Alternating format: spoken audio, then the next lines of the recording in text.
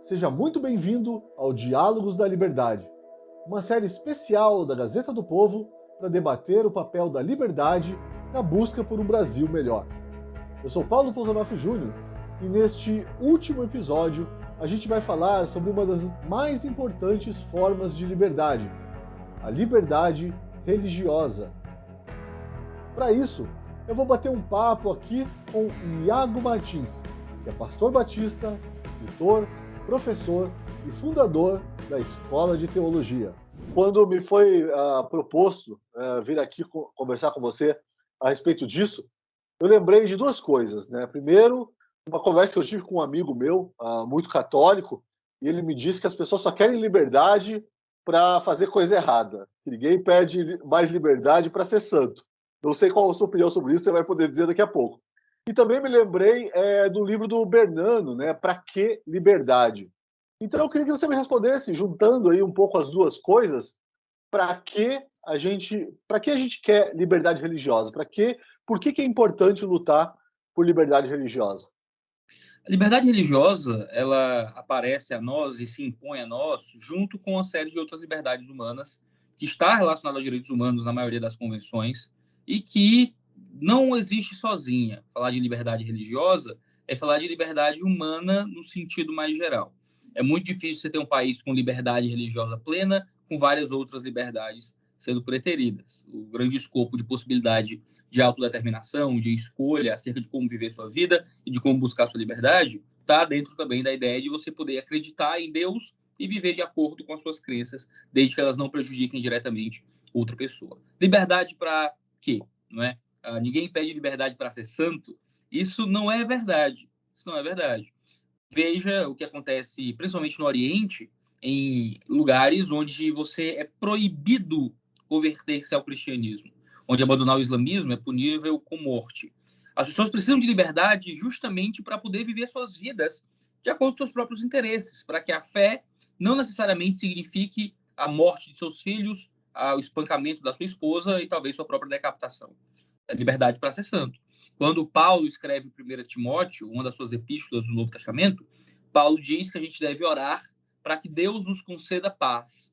Ele fala para orar pelas autoridades, para que nós possamos receber paz, porque assim a gente pode viver a nossa vida de fé com mais tranquilidade. Muitas vezes a gente acha que liberdade religiosa é simplesmente um jeito de proteger minorias e comunidades afro e comunidades que talvez sejam minoritárias em determinado ambiente, mas liberdade religiosa é justamente um jeito de servir toda a sociedade, concedendo aos homens total e absoluta liberdade de crença. O contrário de liberdade religiosa é cerceamento de ideia, é cerceamento de fé. E esse é o tipo de, de autoritarismo dos mais profundos, alguém cercear aquilo que você acredita. É muito mais íntimo até mesmo do que cercear a ideologia ou criminalizar uma perspectiva de explicação para o mundo. É cercear os impulsos mais devotos do teu coração. Quando isso é cerceado também na manifestação externa, no fim das contas, todos nós estamos, como sociedade, retrocedendo. As pessoas devem ter o direito de acreditarem no que quiserem acreditar. Um Estado laico significa que nenhum grupo religioso tem poder sendo concedido pelo Estado mais do que a outros, o que se manifesta muito claramente no Brasil. A gente tem um ambiente de liberdade religiosa muito bem estabelecido, mas tudo é sempre muito frágil. Tudo é sempre muito frágil. A gente vive numa terra de insegurança política. A gente vive num ambiente em que, por mais que a liberdade religiosa nos seja dada de forma impreterível na nossa Constituição, a gente também tem várias ações do Ministério Público indo em direção a líderes religiosos contra suas liberdades de crença por causa de opiniões e ideias que são simplesmente aplicação do próprio ideário religioso. Porque, bem, a liberdade religiosa ela deriva, né, da liberdade de pensamento, mas hoje em dia a gente vive numa época em que há certos pensamentos que realmente são considerados inaceitáveis. É muito difícil para as pessoas, e agora a gente vê que está sendo difícil para as instituições entenderem que existem pensamentos que eles podem considerar absurdos, aí tirando um pouco da esfera religiosa, e partindo para essa ideia, né, de ataque à democracia e tal, é muito difícil as pessoas entenderem que as pessoas têm direito, inclusive, de achar que, de repente, a democracia não é lá essas coisas. enfim, eu queria que você comentasse como isso. A gente vive numa época, né, aqui no Ocidente, de que certas ideias são proibidas, porque elas se chocam até. Vou citar aqui o ministro Luiz Roberto Barroso, que sempre prega aí o iluminismo e tal, e ela se choca com esse ideal iluminista, né, de racionalidade exacerbada. Então, como a gente lidar com isso? Porque a gente vive realmente, eu percebo, nossas instituições querem impor uma racionalidade, e aí a liberdade religiosa necessariamente vai acabar entrando em conflito, né? Existe grande diferença entre você julgar uma ideia como algo ruim, até mesmo como algo deletério, como algo prejudicial, uma ideia como algo estúpido, idiota e retrógrado. Outra coisa é você acreditar que as forças estatais devem ser usadas para impedir a propagação e a vida de acordo com aquela ideia. Claro, o Estado ele teria pelo menos como única função principal, pelo menos a função principal, mediar conflitos de liberdade. Então, se a liberdade do seu punho entrar em conflito com a liberdade do meu queixo, aí a gente tem um conflito a ser mediado pelo Estado. Não é porque eu tenho liberdade e você também tem liberdade. A existência de dois entes com liberdade já limita a liberdade um do outro, porque eu não posso dar minha liberdade contra você. Agora, isso não está na escala da ideia. Na escala da ideia, na escala da opinião, a menos que você esteja propagando uma ideia que é diretamente perigosa para as outras pessoas, que incita por si só violência contra um grupo específico, você tem simplesmente ideia. E democracia e liberdade é justamente a liberdade de ter ideias estúpidas também. As pessoas têm o direito de serem burras. Elas têm o direito de serem conspiracionistas, têm o direito de duvidarem de fatos bem estabelecidos, têm o direito de enxergarem o mundo a partir de ideias que você pode achar ridículas. E, às vezes, um ateu progressista pode olhar para os religiosos e pensar isso. As pessoas têm ideias estúpidas sobre o mundo. Da mesma forma, religiosos, talvez mais conservadores, podem olhar para o modo atual das pessoas viverem suas vidas e dizer que é uma forma horrível de viver a vida, que isso é estúpido, que isso não é burrice. Como é que essas pessoas convivem numa sociedade plural? É através do convencimento, é através da persuasão, nunca da imposição. O grande A gente problema está vendo hoje é um regime de força, né? A gente vê, é obviamente, a força. É que as pessoas associam força. A gente acabou de ter lá a retomada do Afeganistão pelo Talibã. As pessoas associam força só à arma, né? Mas não tem. A lei também ela pode ser um instrumento de força, né? Com certeza. E em muitos lugares é proibido você pensar ou agir de determinada forma, e isso afeta a liberdade religiosa. Mas veja, a liberdade religiosa parece algo restrito apenas àquele grupo fanático que quer liberdade religiosa para poder falar mal de gay. Né? Essa é a imagem que o pessoal tem, para poder ofender mulheres e tirar delas o direito sobre o próprio corpo e coisas assim. Mas liberdade religiosa é baseada na ideia de que sua crença é inviolável. Então veja, as pessoas dizem que morrem de medo de uma teocracia no Brasil. Morrem de medo do governo, seja o governo Bolsonaro, ou talvez um pior em termos de liberdade religiosa, no sentido de cercear quem pensa diferente, ou o que quer que seja. Veja, se você tem esse medo real de que religiosos apareçam e criem um culto da Aya, um The Handmaid's Tale no Brasil, um tipo de teocracia que cerceia suas crenças, qual é a alternativa para isso, então? É cercear a crença, então, do religioso? Por que a gente não consegue pensar, olha que loucura, em um mundo onde as pessoas são livres para pensarem o que quiserem, para ter as opiniões que quiserem. Iago, mas essa opinião é horrorosa. Ok, sabe como é que você combate uma opinião horrorosa? Com uma opinião melhor. Com uma opinião justa e inteligente, convencendo. Ah, Iago, mas não dá para convencer, porque é burrice, algoritmo, educação, internet 3.0 e o YouTube ajuda no radicalismo. Ok, mas qual é, de novo, a alternativa? A alternativa é sempre opiniões melhores. Claro, existem, às vezes, coisas que se disfarçam de liberdade religiosa, tentam se esconder por detrás da liberdade de expressão, e que são atos criminosos mesmo. Esses atos criminosos devem ser julgados por si só, e não simplesmente cercear previamente opiniões que são dadas, muitas vezes, seja de boa fé ou não, mas sem prejudicar diretamente ninguém. Agora, numa época como a gente vive, de violência simbólica, onde o discurso ofende, o discurso machuca, os discursos são cerceados. Então, pastores, muitas vezes, precisam pedir para pararem de transmitir o sermão de domingo, amedrontados do que podem receber daquilo que pregam. E muita gente acha que deveria sim ser isso mesmo, vivermos em uma sociedade de vigilância, onde cada palavra é julgada aí publicamente. Mas veja, realidades são distintas e sensibilidades são muito diferentes. E se dentro de uma metaética própria do ambiente religioso, eu acredito que uma prática é pecaminosa, veja, eu não estou dizendo que as pessoas têm que apanhar, têm que sofrer, que têm que invadir terreiro e quebrar tudo, que tem que dar com o pau na cabeça do homossexual. Se eu estou simplesmente dizendo que aquela prática não é aprovada pela vida de fé que você escolheu participar, por que é que esse discurso tem que ser tolhido socialmente? Por que é que o Ministério Público tem que mandar, tem que investigar pastor porque ele fala contra a autodeterminação sexual? A partir do momento que esse discurso é calibrado com graça, com misericórdia, com a ideia de que a gente não pode ser violento contra essas pessoas, você está na esfera do discurso e da percepção antropológica. Enquanto isso não virar, e nunca vira, certo? Nunca vira, dentro de ambientes religiosos sérios, mas enquanto isso não virar pregação contra a existência dessas pessoas, tem que ir lá, tem que bater, tem que não sei o quê, aí é outra coisa. Você tem que excluir, demita, se você tiver um parente gay, não ande mais com ele e humilhe publicamente, sei lá, é uma loucura aí que você não encontra em lugar nenhum. A mensagem cristã é uma mensagem de graça e de misericórdia, que condena todo mundo. O pessoal olha para a mensagem cristã e imagina que não, eles estão condenando os gays porque são homofóbicos. Querido, se tem uma coisa que o cristianismo sabe, é dizer que a gente é pecador. É dizer que a gente é falho, cheio de pecado. Ele condena os adúlteros, condena os orgulhosos, os preguiçosos, os lascivos, os que querem ficar rico, os que, sabe?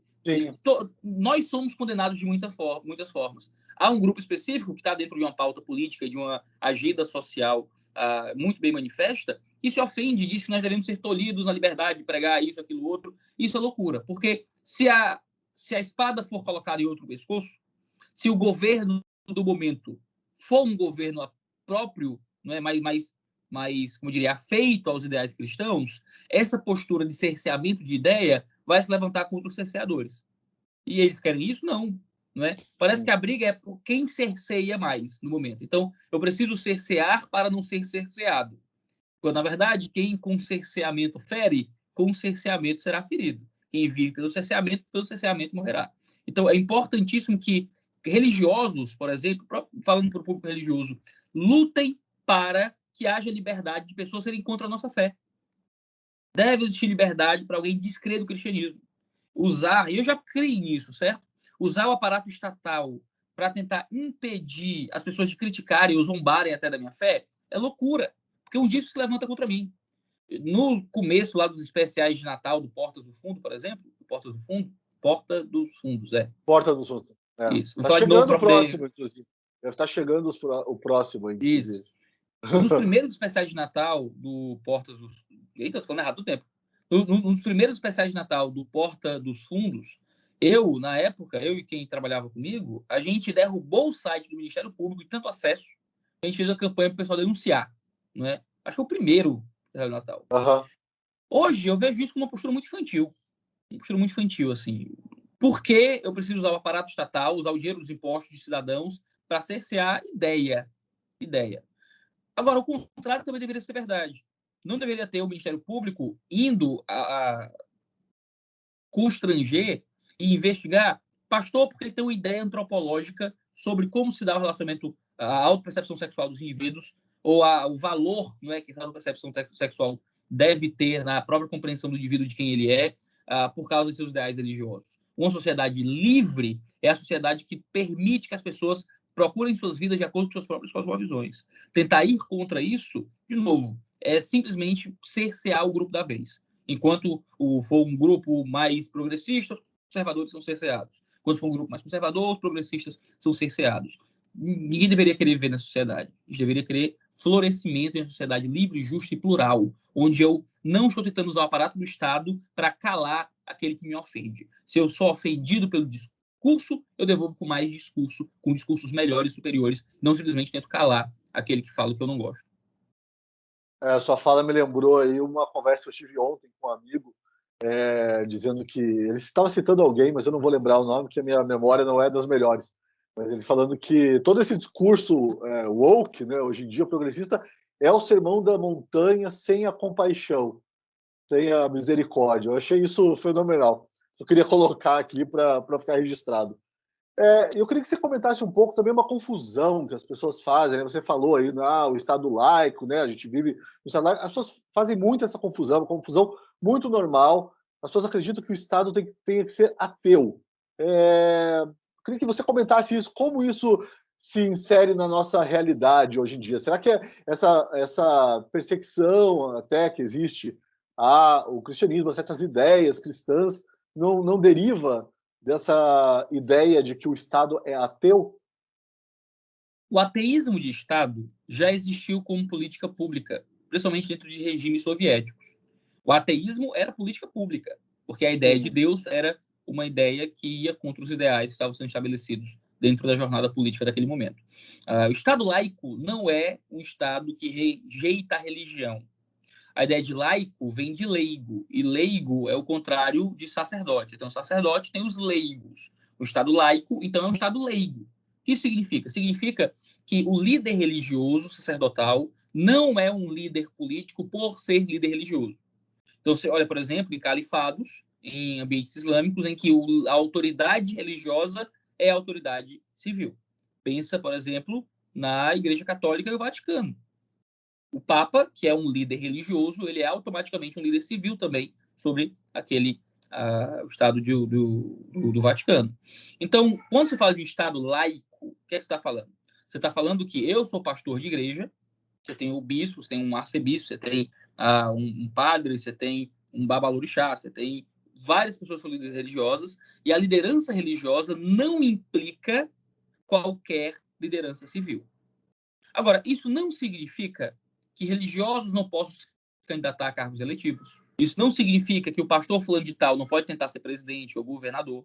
Isso não significa que símbolos religiosos que fazem parte da história e da construção da sociedade não possam estar em ambientes públicos. Isso não significa que não pode ter nenhum tipo de manifestação pública de fé oriunda de líderes políticos ou em ambientes políticos.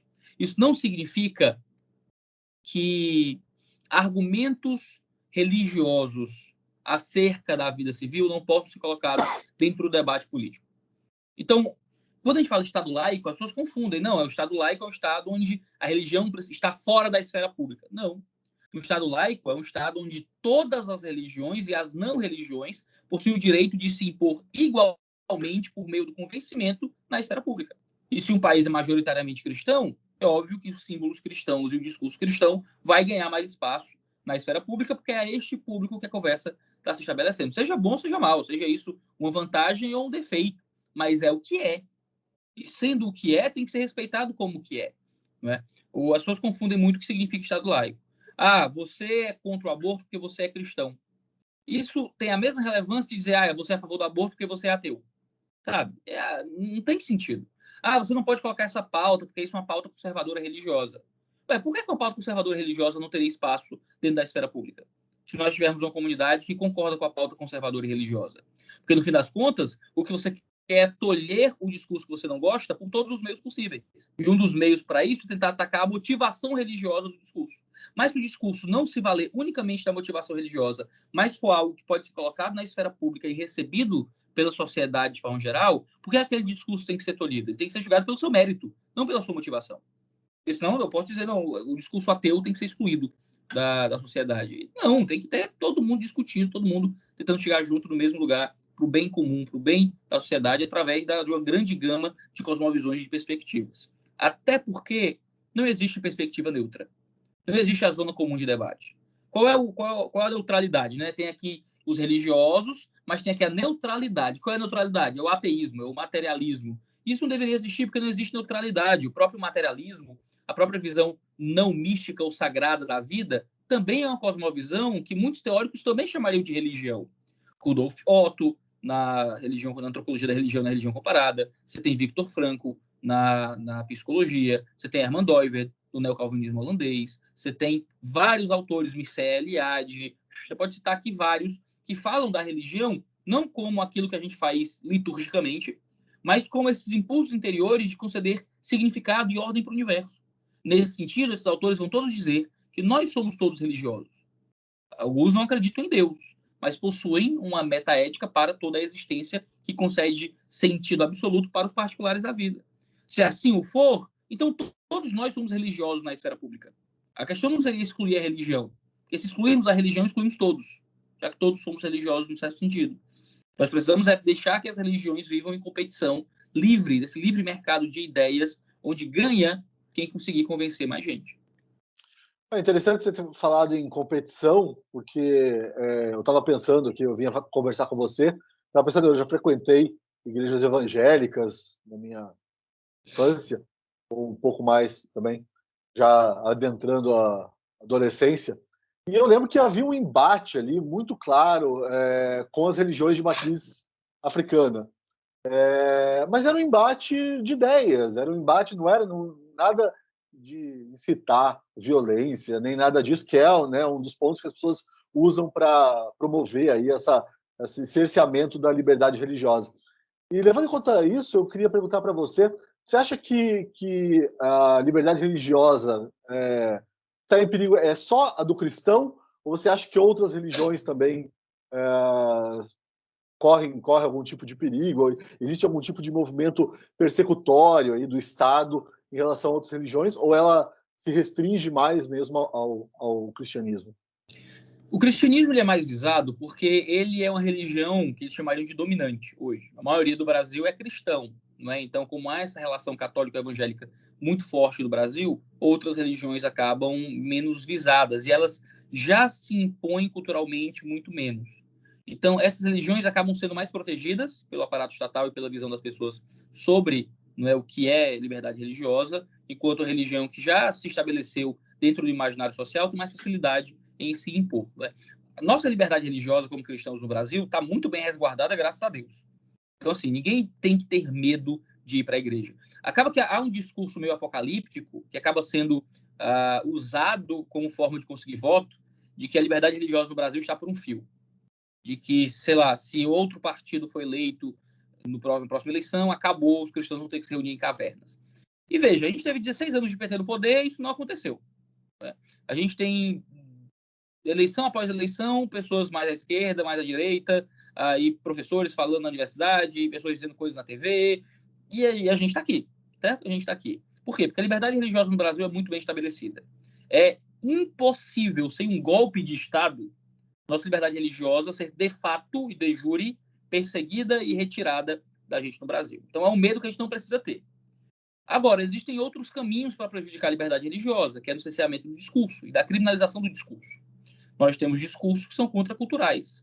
E muitos desses discursos podem ser perseguidos e cerceados e tirar de nós a liberdade religiosa, ao ponto de que a igreja vai existir, É, a igreja vai falando estar lá, o pastor vai poder claramente, pregar. explicitamente, é o discurso que eles consideram homofóbico, né? Que é o discurso de que o homossexualismo entra em conflito com a cosmovisão, como você diz, Não só, cristã, em mas alguns momentos, né? os discursos sexuais seriam os principais. Então, tratar a homossexualidade como pecado seria uma das coisas. Você tratar as perspectivas de gênero como uma forma errada de entender a antropologia humana seria uma segunda coisa. Você ser contra o aborto como política pública, a liberação do aborto como uma questão de saúde pública, que seria interpretado como o assassinato de crianças como uma questão de saúde pública, seria uma terceira coisa. E existiriam outras visões, o modo como se interpreta a complementaridade e o relacionamento do homem e da mulher na família pode ser uma outra coisa. A busca por ensino domiciliar de pais que querem ensinar seus filhos dentro dos seus valores ideais na sua própria casa, ou porque acreditam que vai ser um ensino melhor, ou até mesmo mais barato do que o ensino em uma escola, seria já outra coisa. Então, existem várias pautas que podem ser comuns ao ambiente religioso, não só a questão da homossexualidade, mas outras questões de ordem sexual e familiar, que são muitas vezes associados ao conservadorismo político, podem ser cerceados e até criminalizados. O homeschooling é criminalizado há muito tempo e é uma batalha e uma luta hoje muito ferrenha de tentar liberar oficialmente, formalmente, o homeschooling, mas houve um cenário cultural que se transformou, que o Ministério Público de vários estados já permite o homeschooling de algumas famílias, já que entendem que não é abandono intelectual, que é o que de fato é proibido na nossa lei. Né? Então, assim, existem vários discursos cerceados que fazem com que a pessoa possa ter uma igreja, o pastor está lá, os irmãos estão ali com a Bíblia na mão, mas há um tipo de imposição estatal que faz com que o que é pregado, ensinado e crido seja, então, afetado por esse cerceamento de liberdade. Agora, claro, as comunidades de religiões menos poderosas, digamos assim, com menos participação pública, com um número menor de adeptos, eles já têm liberdade religiosa mais restringida pelo próprio aparato social em volta deles.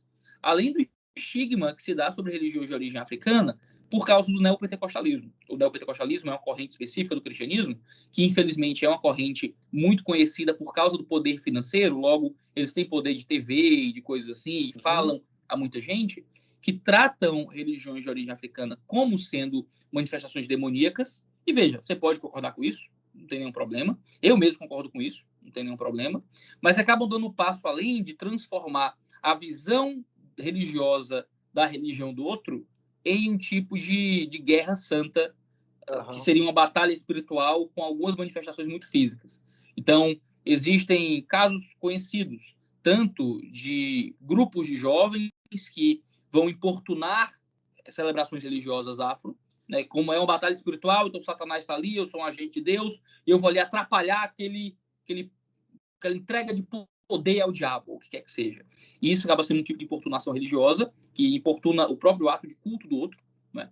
E existe também a influência dessa visão em certos ambientes culturais, em que pessoas com poderio paramilitar acabam usando isso como uma forma de controle. Então, você pensa nos morros do Rio de Janeiro, onde traficantes sempre tem uma voluntia que é crente, geralmente ali você tem um ambiente neopentecostal, em que eles têm medo das manifestações das religiões africanas. Então, por esse medo, eles acabam impondo naquele ambiente, já que eles são um poder paramilitar que não responde a nenhuma força estatal, um tipo de proibição de seguir certas religiões. Então, a famosa história de traficantes que entram em terreiros e quebram tudo e coisas assim. Isso não vem de dentro da igreja. Isso vem de uma visão cultural que se apropria de um certo medo acerca das religiões afro, mas não se apropria do amor, da misericórdia, da graça, da liberdade, que seriam também outras pregações cristãs. Traficante não costuma ser membro de igreja, não é? Mas ele tem um tipo de imaginário religioso. E esse imaginário religioso é imposto contra outras pessoas em certos ambientes. Então, a liberdade religiosa é para todos. Né? Como cristãos, a gente tem que dar liberdade, desejar liberdade de pessoas de qualquer religião ou de não religião viver como elas quiserem, sem serem importunadas ou até mesmo terem suas vidas em risco por grupos paramilitares que têm medo, né, de um cenário religioso diferente daquilo que aprenderam culturalmente. Iago, eu estava lendo, eu não sei se era aquele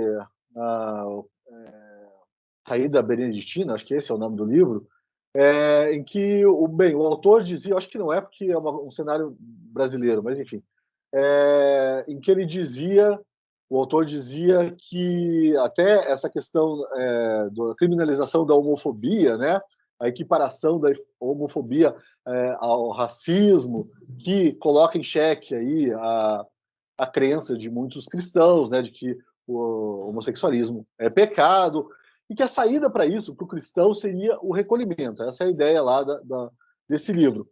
Eu queria saber de você, qual a saída diante de um cenário? Você disse que a liberdade religiosa não está ameaçada, mas simbolicamente a gente vê ataques aqui e ali, né? Que a pessoa pode se sentir atingida. Qual é a saída para isso? Seria um recolhimento ou seria partir para o enfrentamento? Eu acho que o recolhimento seria como... Deixa eu tentar reformular isso aqui. Existem vantagens e benefícios nas duas posturas. Eu acho que é importante que a gente consiga calibrar bem as duas coisas. Por um lado, se a gente tiver só recolhimento, a gente está entregando todo o cenário cultural à política desse mundo. E a gente não consegue se defender. Então, é importante que haja políticos cristãos, pessoas que são a favor da liberdade, que queiram permitir que as pessoas vivam suas vidas como elas quiserem. Então, tem que existir um espaço de transformação social, de engajamento público, de estabelecer um discurso que alcance as pessoas e de poder de estar lá brigando no Congresso, no Senado, nas câmaras, onde quer que seja. Então é fundamental que haja um alcance do espaço público. Agora, por outro lado, o recolhimento, aí não de nos tirar do espaço público, mas de conseguir criar pequenos grupos, não é, onde as coisas podem acontecer longe dos olhos da comunidade externa, digamos assim, dá para a gente um tipo de segurança. A gente vive numa sociedade do controle, da transparência, onde tudo é visto.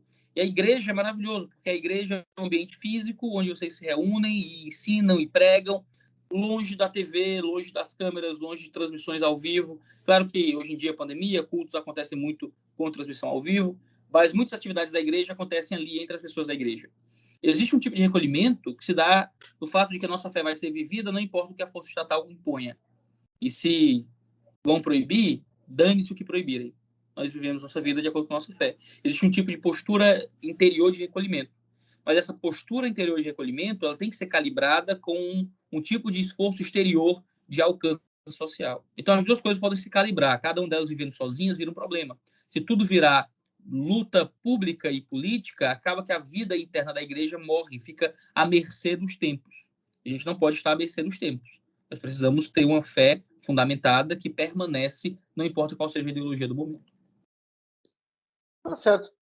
Bem, Iago, tem mais alguma coisa que você queira acrescentar, queira dizer? Não. Acho que estou muito feliz. Então tá ótimo, acho que foi uma boa conversa. Agradeço Foi um pelo prazer espaço. conversar. Foi um prazer conversar com você. É isso.